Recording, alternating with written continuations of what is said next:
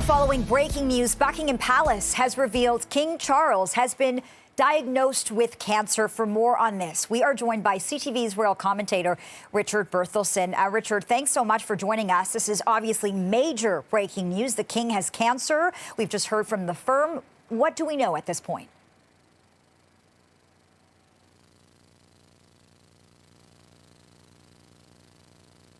Okay, I'm having trouble hearing you, Richard. I'm not sure if we can. Okay, you know what? We will get back to Richard Berthelsson as soon as we can. He's having some audio issues there. But again, keep it here on CB24 as we keep a really close eye on this breaking news story. King Charles has been diagnosed with cancer, and we are standing by with reaction. Let's try and go back to our royal commentator now, Richard Berthelsson. Richard, can you hear me now? Yes, I can. Okay, this is obviously making international news. Can you walk us through the very latest? What do we know about the King's diagnosis? Well, within the last hour, the palace has announced that the King was diagnosed with cancer as a result of tests which were undertaken when he was in hospital recently for prostate enlargement. They have suggested that this is not a cancer related to that, but was discovered in the course of his treatment. So we don't know what form of cancer it is. We don't know how far advanced it is. We know that he is already undergoing treatment for it. That treatment, I believe they suggest, began almost today. And the King has taken the step, again, very unusually compared to his late mother and father, of divulging this information to the public.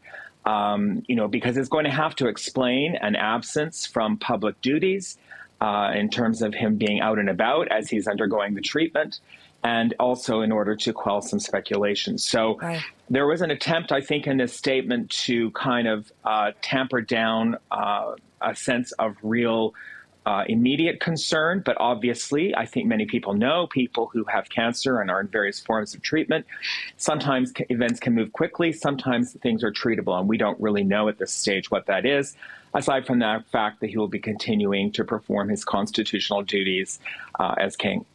I think you bring up a really good point there, Richard. It is unusual for a monarch to be so transparent about their health. We know the King was really vocal about his enlarged prostate as well. With that being said, though, can we expect to learn more about the King's diagnosis?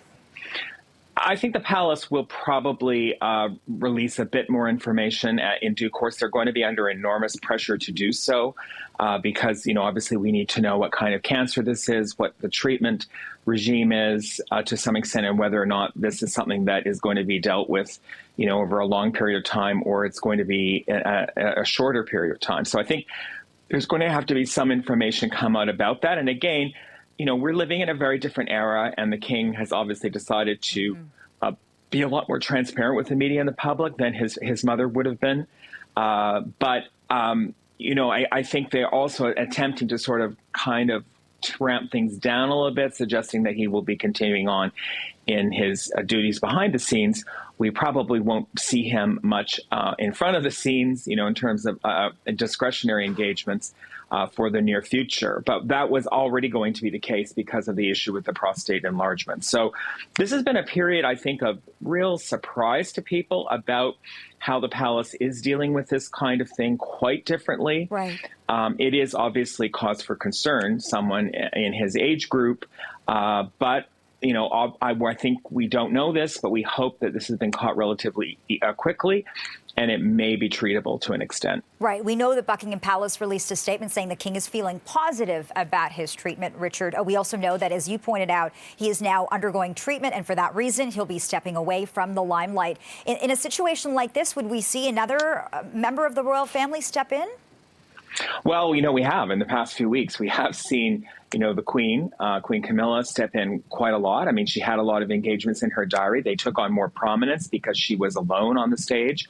So I think we're going to see that. We've obviously seen Princess Anne, the Princess Royal, who is a real important member of the royal family, and obviously takes on a lot already. We've seen the Countess of Wessex. We know that William, the Prince of Wales, Prince William, his son, is planning to return to royal duties this week now that his wife has returned home from hospital, hopefully very successfully in terms of what she was facing.